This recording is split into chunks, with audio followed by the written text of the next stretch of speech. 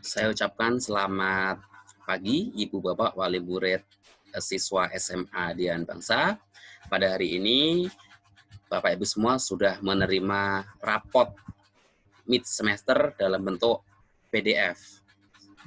Kami berpikir bahwa pembagian raport dalam bentuk PDF secara online adalah hal yang terbaik di masa pandemi seperti ini.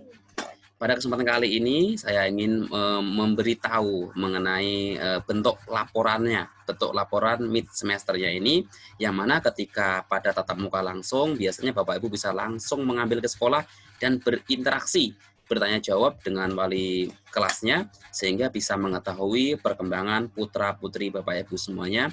Baik Bapak Ibu, pada dasarnya rapotnya ini adalah tidak jauh berbeda dengan tahun-tahun sebelumnya, yang mana ada identitasnya. Identitas ini mengenai judulnya, nama siswa, kelas, nomor induk, dan juga tahun ajaran. Saya kira ini sudah sangat jelas. Kemudian mata pelajaran juga kalau di jenjang SMA itu dikelompok-kelompokkan, ada kelompok A yang umum, kelompok B umum, dan juga kelompok C peminatan, serta lintas minat, dan juga nanti ada catatan dari wali kelas terhadap siswa tersebut. Baik Bapak Ibu, di sini saya akan sedikit memberi gambaran mengenai isi dari raport mid semester pada tahun ajaran ini. Masih sama dengan tahun-tahun sebelumnya, ada mata pelajaran, tadi sudah saya bicarakan, kemudian ada KKM, ada KD. KD itu kompetensi dasar yang harus dikuasai, yang harus dicapai oleh siswa.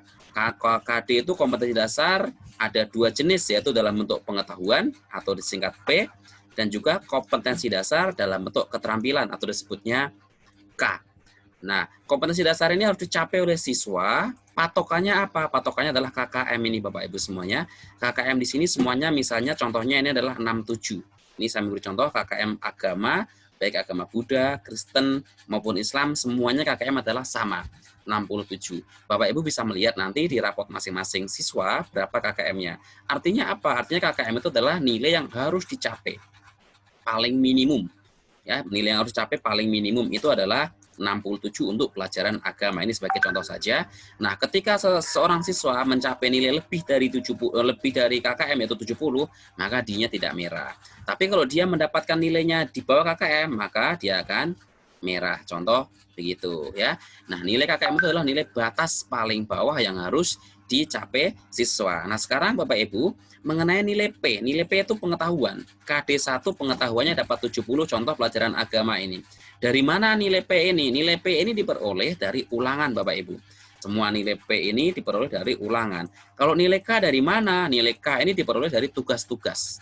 Penugasan-penugasan yang sudah pernah dilakukan selama pembelajaran dari bulan Juli sampai bulan Oktober. Kalau nilai PTS dari mana? Nilai PTS adalah nilai yang kemarin pada saat kita melakukan PTS beberapa waktu yang lalu. Ya. Nah, kemudian di sini juga ada kolom remet. Remedial itu adalah nilai perbaikan Bapak Ibu. Contoh ini dalam pelajaran bahasa Indonesia, ada seorang siswa dengan KKM 67, dia ketika ulangan dapat nilai 60.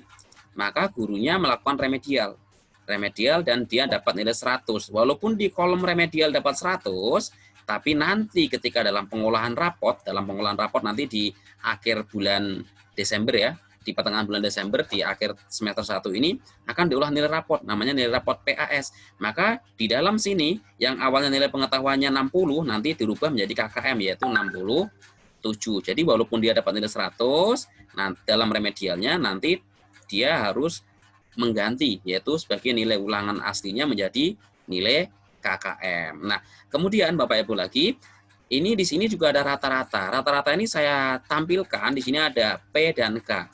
Rata-rata P itu adalah pengetahuan, diperoleh dari rata-rata pengetahuan KD1, pengetahuan KD2, maupun pengetahuan KD3 jika ada. Nah, itu dibuat rata-rata, sehingga dia dapat nilai begitu. Nah, kemudian K juga sama, diambil dari rata-rata K di KD1, K di KD2, dan K di KD3 jika ada. Semua itu di rata-rata. Nah, dari rata-rata ini Bapak Ibu bisa melihat, contoh pelajaran agama ini baru dapat nilai P-nya 35, padahal KKM-nya itu 67. KKM ini KKM nilai pengetahuan Bapak Ibu.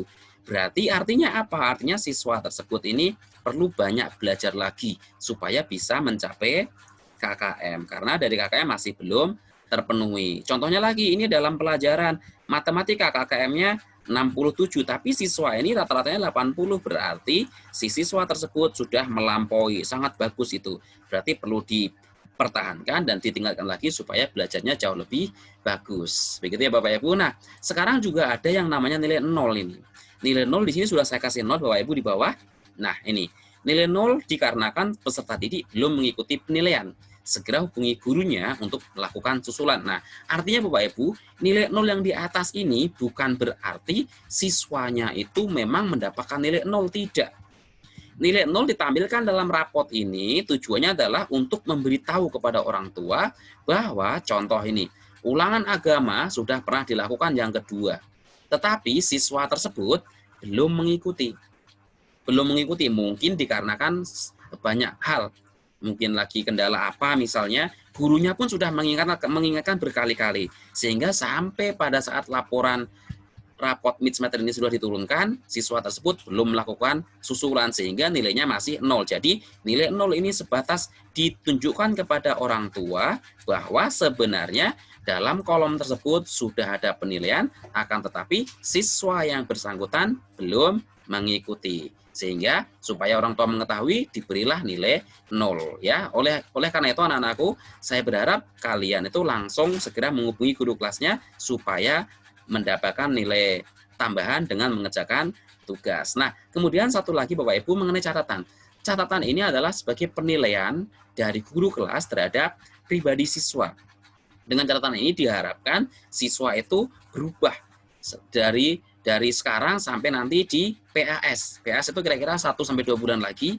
Jadi para siswa harus belajar ekstra supaya bisa mendapatkan prestasi yang sesuai. Ini seperti catatan yang dilakukan oleh guru ini, lebih giat lagi belajarnya dan tetap semangat. Nah, itu berarti diharapkan siswa itu langsung merubah perilakunya, merubah pola pikirnya, sehingga lebih giat lagi belajar dan mencapai target yang diinginkan. Karena walaupun selama ini dengan cara online, tetapi online itu juga semuanya dinilai. Semua yang siswa lakukan, semua yang siswa kerjakan, semuanya ternilai. Ternilai ya, yang seperti tadi, nilai tugas-tugas itu masuk ke dalam nilai K. Ya, nilai K itu diambil dari semua tugas-tugas, rata-rata. Tugas pertama, tugas kedua, tugas ketiga itu dirata-rata dan dimasukkan ke dalam K. Bisa di KD1, bisa di KD2. Kalau yang di P ini murni nilai dari ulangan ya. Sekali lagi anak-anakku semuanya, saya berharap Bapak Ibu juga tetap mendukung, memberi motivasi kepada putra-putrinya agar terus belajar dan mempersiapkan diri sehingga nanti PAS di semester 1 ini dapat berjalan dengan baik dan lancar. Terima kasih atas perhatiannya dan saya ucapkan selamat pagi.